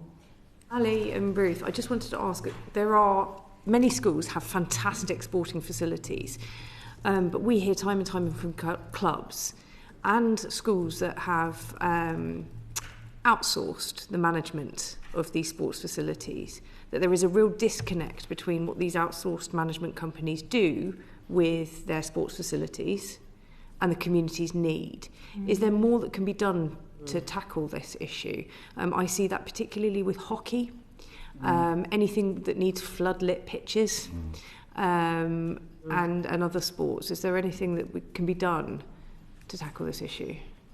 To start, yeah, thank you for picking up on this one. It's going to be one of the things I raised. I mean, I think the first thing to state is quite a lot of the original PFI builds, the school doesn't have any say in it. They were contracted into them. But where this is happening so often at the moment is where either the costs of running the facility beyond the school day and the inability to fund the management of that, the letting of it and the caretaking of it, etc. Those two things don't often add up for schools. There are some schools that have done an amazing job and run a very profitable facility service, but where a school is under pressure, and particularly deficit budget situation, it's a big risk to do it. But the Opening School Facilities Fund, which was an investment programme, 57 million over 3 years, a consortium of partners, we were one of them, but the Active Partnerships led on it, working with Street Games and UK Active as well, who look after all the active leisure and recreation sector. That was hugely effective at resourcing schools to specifically open their doors and give them the capacity funding they needed to put someone in charge of that and to make it happen. And what was quite brilliant about that funding is it also asked in return for that investment for certain demographics to be represented in the access, because that's the other challenge, is when they get opened, if they're swamped by adult five-a-side, because that's the most profitable business, the children don't get access. So it's not only opening it, but often it needs to be subsidised if it's going to benefit the local community, and the schools often are not in a position to do that subsidy. Lots of other tactical things happen with OSF, like schools creating entrances to their sports facilities, which meant people didn't have to come through the whole school. That was, a simple thing. Creating lighting to get to the back of the school, which made it a safe route to get there. So there are lots of little tactical things that can be done, certainly. But the biggest challenge is, if these are part of the public estate, they should be open, but we have to work around what's the formula and how our schools supported to do that. And I think my final point is, hopefully we're on the verge of the reimagination of the PE and School Sport Partnership Network. And that's an infrastructure that will support schools to deliver better and higher quality and more inclusive PE and school sport. I hope that within that partnership structure there is the capability to support schools to open their facilities and to do some strategic planning so that we don't end up with a surplus of facilities in the wrong way, but we are meeting need. Thank you, Ali. Ruth, did you have anything to add on that? No? I don't have anything to add on schools. What I would say is I think we need to look beyond traditional venues, particularly when we're working with the very least active. Traditional venues can be off-putting, not welcoming. People need to see people like them. Get out, get active. Our biggest programme has done some brilliant work doing yoga in gurdwaras and wrestling in mosques, and in Thanet they repurposed empty shops on the high street to bring people in, really thinking about where those community spaces are that people want to come into and therefore will be active. Yes. There are very innovative uses of spaces happening up and down the country, and like you say, it is happening at a very local level but not necessarily at a strategic level. I was going to move on, if that's okay, just in terms of the equitable access to these facilities that Ali mentioned. I'm really excited. We haven't mentioned this sport yet. I'm really excited that we're getting a cricket dome in Luton North. Absolutely love it. Really excited that we can play cricket all year round. Happy days. But there is a lot of politics within cricket. There always has been.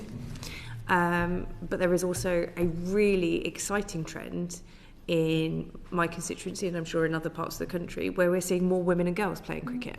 Very much. How are we going to ensure that we don't have this problem where we've got facilities, fantastic facilities, that are right in the neighbourhoods that they need to be in, but that we are not seeing certain groups crowded out because, say, the adult five-a-side football or the adult teams are more profitable than perhaps some of the groups and the people that need to be to have access to it?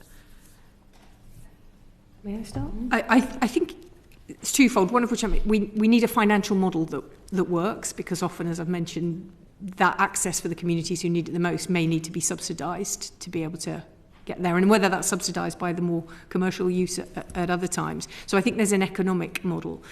But there's also something that I hope is written into the terms of agreement for the cricket dome of an expectation of who that will service and some KPIs within that contract to make sure that they are met.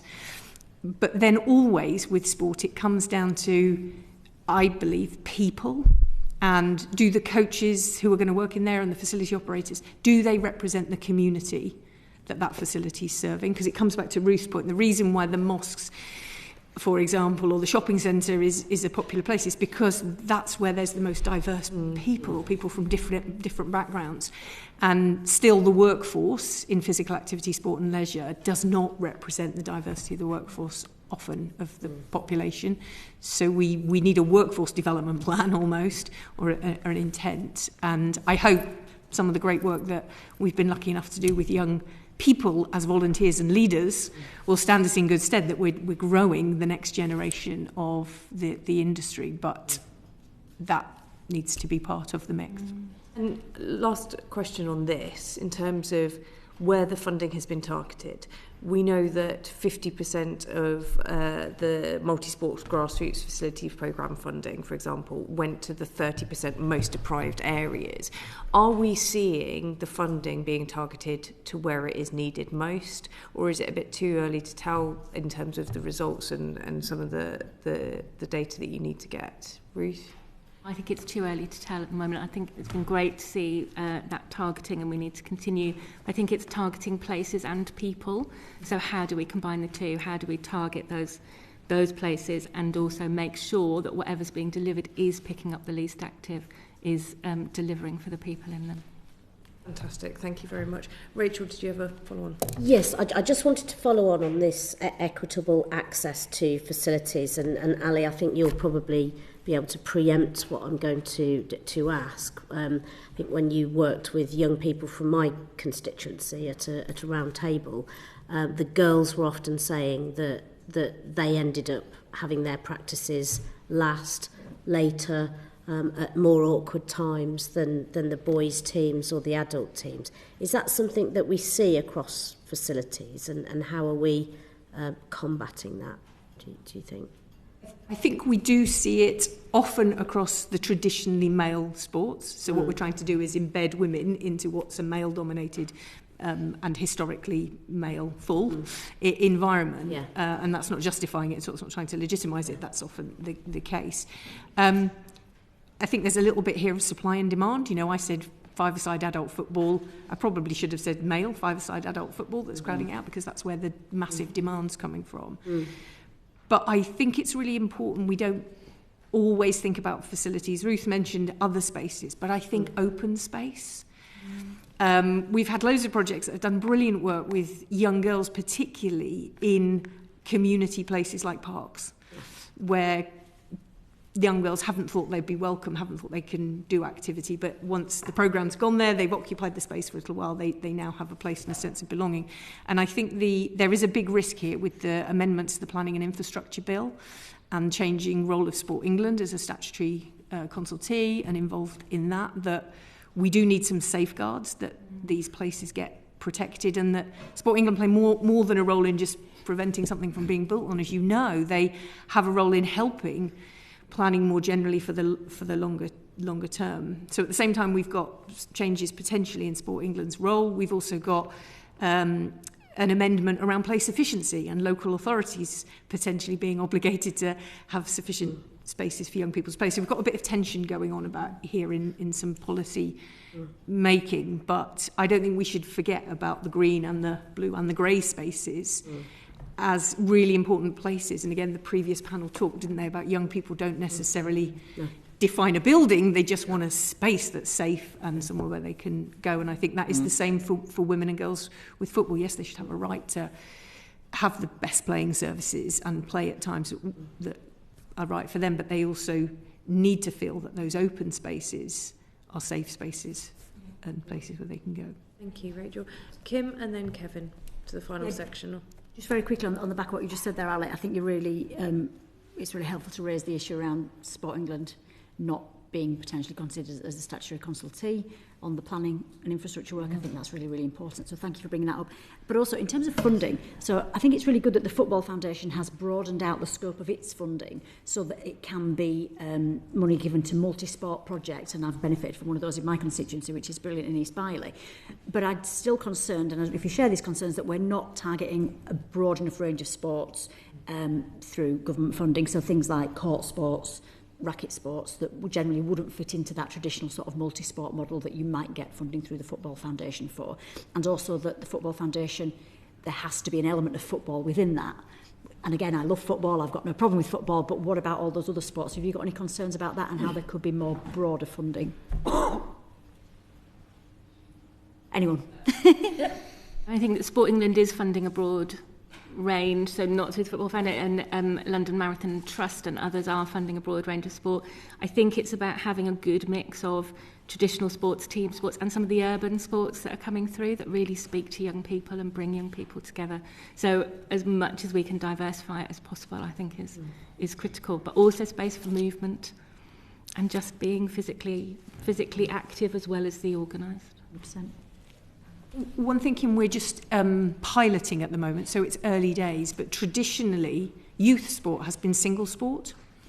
So I'll go to the swimming club or the tennis club or the football club, and often the pressure is on the parents, financially and time-wise, to, if you want your child to experience a variety of sports, you've got to take them to different places on different nights. And we don't have a tradition of multi-sport provision. We have leisure centres, but not multi-sport clubs where, I guess in my day, it would have been the youth club, where one day we play table tennis and then we do floor hockey and whatever. We've kind of lost the youth centres and we don't have multi-sport. So we're piloting after-school clubs as part of, hopefully, this drive, the curriculum assessment review panel put to the Department for Education responded very positively on enrichment, how we need after-school provision for children, which is genuinely multi-sport. So it will appeal to more, it will give more children the chance to find choice that they like, and then they can go on into specialist sport, kind of community sport pathways. Again, you would assume would have a very positive impact on cohesion. Yes. Because you'd be bringing children from different backgrounds who are attracted to different sports to a shared space.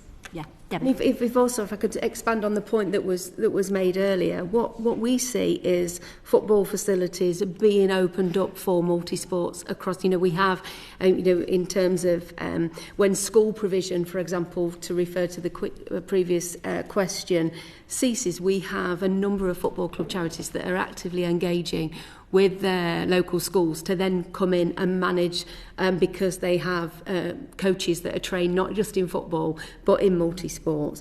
And I think, we have to learn from some really good examples. We're seeing, across our football club charities, I would say that we're seeing an improved and increased focus on provision for women and girls, and that's from age 3 up. And if you focus in on what works and what's a good model, we've recently, through our Skybet Building Foundations Fund, funded a sports facility at Port Vale.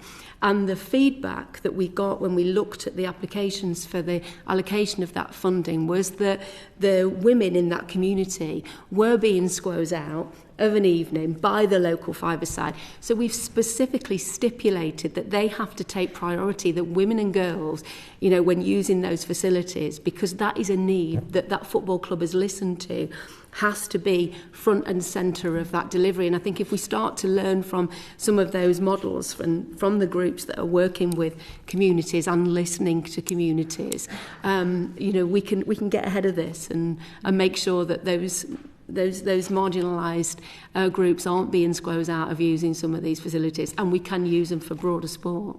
Thank you. Christine's promised it's a very it's quick one. Actually covered it. It's fine. That's covered it. Okay, that's fine. Kevin. Thank you. And no, all that was fascinating. I was just thinking in horror of the way this skate park in my town is pushed to the worst location possible, and it very much speaks to what you were saying. Also want to ask some questions about how we make sure that these programmes are open to people who are more marginalised, either through socioeconomic reasons or maybe because of disabilities. How do you make sure that people from more challenged socioeconomic backgrounds can access these programmes? I'll start. Our longest programme was called Get Out, Get Active, which was a 7.5-year investment in 2 phases, looking at engaging the very least active in physical activity.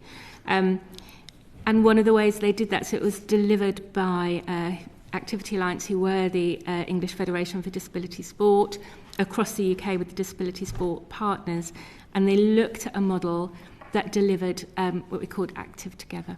So what we found in the initial consultation was that supply wasn't the problem. There was a lot of physical activity and sport, both for mainstream offerings and for disability offerings.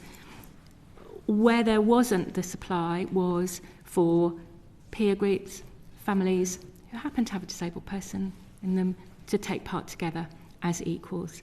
So what they focused on was really reaching, and they are the most likely to be the least active, so taking it out into the communities. It was delivered nationally, but local delivery organisations were appointed to work with those marginalised groups, to work really deeply in terms of what they wanted to see, what physical activity would appeal to them and their families, what did they want to do. Because it was long-term funding, they were able to work slowly and take small steps and develop trust. And what we found is, across the programme, 44% of the people that took part would have been classified as the least active when they were joining, and 77% of them sustained physical activity levels for more than 6 months on leaving. So that slow start, going into the community, really understanding the specific barriers for specific groups. So as an example, they worked with homeschooled children in Wales, with the LGBT community in Liverpool, with veterans coming out of service in Wiltshire. Really, rather than taking kind of broad blanket approach, working in locations to think about who the least active and most marginalised groups were and how they could deliver effectively for them. I think EFL clubs and their charities are already delivering, a number of programmes to marginalised groups. So, for example, we're working with 2,000 refugees across 40 clubs. We're working on offender reintegration, youth crime prevention. We're working with disabled people, and we're also focusing on that cultural celebration. If I could give you an example of one programme, which is a community sports leader programme, where we worked with 100% refugee participant girls aged 16 to 24. And what we saw is every single one of those girls that took part in that programme that was funded by UEFA became a sports coach in their local community. So you really see that investment go full circle and start to perpetuate, even broader work in that community. And I think, that's done through the power of sport, and it's creating a lasting, self-perpetuating impact there. Just to build on and try and complement, because I agree with everything that's just been said. Schools, and when children are at school, is like captive audience, and is an opportunity when we can serve everybody, and every other subject in the curriculum we serve everybody, and it's really important that physical education and sport does the same. And one of the, I guess, campaigning points for our charity is about more playtime for children in school. So if we want to give equal access to everybody to be active, they're on site, they're in a school with some sort of space or facility. How do we make sure that that's maximised? And the erosion of school lunch breaks down to the shortest one I've heard is 25 minutes. Wow. There is no time to move. And of course, all of the evidence around why lunchtimes are shortened is because schools want to reduce behaviour incidents, and similarly there is a tomb of evidence that says more active lunch breaks reduce behaviour incidents. But that plus active uniforms as well. So when children are at school, particularly at primary school, we're seeing this grow, but it's a movement, it's a social movement rather than anything we can legislate, but sharing that practice, that when children are able to go to school in an active uniform with active soles, they're going to move more anyway in the spaces that they have. The other thing I would just want to say is that we've got examples where the government-funded school games organiser network are doing some brilliant work with local facilities where they're getting off-peak free-to-access passes as well. So Key Stage 4 PE going off-site because it falls at a time when it's off-peak for the local gym or local health club or leisure centre. And that then again is giving everybody the entitlement. One of the challenges is how you don't raise children's aspirations because they get a free pass when they're at school and then they can never return to that facility again if they can't afford it. So I do think making more of the school estate is one of the really big ways we can tackle this equality access.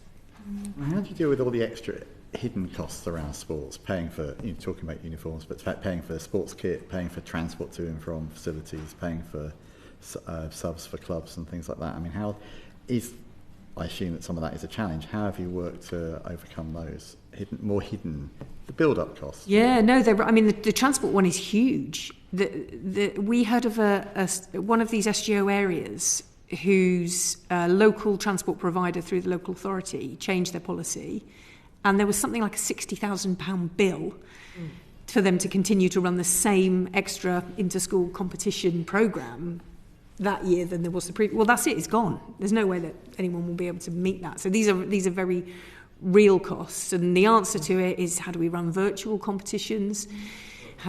So you can run a running competition or athletics competition where everyone logs their scores digitally and they're playing against another school, but they never travel anywhere. But that undermines the social connection and social cohesion and all those sorts of reasons. So you're absolutely right. But I do think with see how it goes, but with the Children's Wellbeing and Schools Bill, including a limitation on the number of school-branded items in the school uniform to reduce costs for families, if that was just a PE kit, then we solve both, because we can go to school in the PE kit and we can do PE in the PE kit instead of having to have 2 kits. I think one of the other things is really understanding some of the potentially unintended consequences of subsidy and giving things away for free and making people more active, spending, get out, get active. That sadly, some of the disabled participants were concerned about the potential impact on their benefits from having free passes to leisure centres, being visibly more active. And so really, I think working with those communities to understand what those hidden costs and hidden concerns might be before you start is critically important, because I'm sad to say that was a surprise to us when that came out through the evaluation. Really, really sharp point, actually. That's very interesting. And then sport as a whole, trying to bring it really back to community cohesion as a big picture. I mean, how effective in truth do you think sport and participation can be in tackling prejudice in society? I think it can be hugely impactful and powerful when you harness the shared passion and the lack of stigma to engage in. And I think, you know, if you take some of the work that's been done, for example, at Huddersfield Football Club, where they've actually used a match day activation. So, you know, they've got thousands of people in a stadium and they've built positive cultural campaigns. And we know that if footballers are spreading positive messages, that those people in that stadium are going to listen, and if they're listening, then their wider network will listen. And I think we've seen some really positive examples of that done through sport when we really harness what works. And the organisations that don't have that stigma and are listening and very much in touch with their own local communities. I think Breaking Boundaries, and Ali will probably say more about it, was delivered at a time where there were some really deep concerns about racism in cricket. And it was an area that the delivery organisations felt that they needed to address in a sensitive way. And actually, Sporting Equals and the Youth Sport Trust were able to offer a space through that community sport for young people concerned about racism and discrimination to talk about it. Actually, their views weren't just talked about, they shared it, and they gave permission for the thoughts to be shared with the independent inquiry into the scandal. So I think, you know, creating those spaces and those bonds for particularly young people, but generally in the community, to be able to talk sensibly about some of the discrimination and stigma that we do see in sport and we do see in society is a really powerful mechanism. One of the other areas that Spirit of 2012 has been working on is around disability participation and disability visibility, and how we get a more nuanced view between, you know, the Paralympics creating brilliant role models and the reality for disabled people accessing sport and physical activity. I think done well, sporting environments can give you a place to have a really nuanced conversation, but the delivery organisations need to be really supported to have that with their participants. You know, maybe part of the question is, you know, some of the big national things we can see these, you know, big moves against prejudice and discrimination, but at grassroots level, has enough been done yet to really tackle abuse and discrimination? I think there's some great work going on across the charity network that I represent in terms of having inspiring leaders, trusted adults, great coaches that are really engaging with those young people. If I could point you to a project that's been run by Cambridge United in partnership with another community organisation called Pledge United, where they're working with young boys around positive behaviour, healthy relationships, making sure that we're really tapping into ensuring that they are role modelling what good looks like in terms of lack of misogyny, that kind of behaviour. I think there's some really good work going on across sport, and we should scale that up. Yeah, I to answer your question, no, I don't think we are doing enough. Like, if we've got child-on-child stabbings because of fragments in society or fractions in society, we're not doing enough, because that just isn't natural. It should not happen. And I always defer to the old, I think it was Desmond Tutu said, you know, we shouldn't be trying to pull people out when they're drowning in the river. We should be getting upstream and stopping them fall in. And I just think we're not finding ways to allow childhood to develop in a more natural way, but also using the levers available to us to build attitudes, values, and behaviours that will stop some of this stuff happening. We're in the mindset, I think, of using sport to solve problems. You mentioned it earlier, Debbie, after the riots. Like, sport comes in after the event, try and pick up the pieces. How do we really see it as our superpower as a nation to build the stronger communities and the happier, healthier young people and adults that are more productive in the workplace? We don't use it in a way that could prevent some of the issues. We're often in the mindset of trying to use it afterwards. But I will just finish on what Ruth said, is I do also believe that sport is neutral. It's not good. It's neutral. It's what we do with it that makes it good. So this whole point about how do we frame sport, and then how do we prepare the workforce, and how do we invest in it with an intent to deliver particular outcomes, because you know, you talk about the discrimination in cricket, that didn't do a lot for social cohesion. So to sit here and say sport's got it sorted, I would find difficult to get behind. It's also about how you fund the activity around it. You know, for funders, it's no good funding just the sports session when we know it's the social mixing and the stuff that happens around it that actually helps people bring those bonds, you know, develop those bonds, can help reduce stigma, can help bring people together. So how can funders and others say, you know, if we're funding a physical activity session that's 45 minutes long, actually the funding needs to be an hour and a half, so that people can have a cup of tea and they can be welcome and they can make, you know, Kim, I know you've done a lot of work on loneliness. Some of the same principles around deep bonds and that feeling of connection apply to social cohesion. So how can we make the sport and physical activity system work for those outcomes and really deliver its potential? Thank you very much. Thank you. I think that's a perfect place to end, on a message of hope and how we can use the power of sport. And I think that you have all demonstrated the potential that we have here, some of the really good work that has been going on, but where we could also do more of that. So thank you very much. That brings this session to a close. Order. Thank you.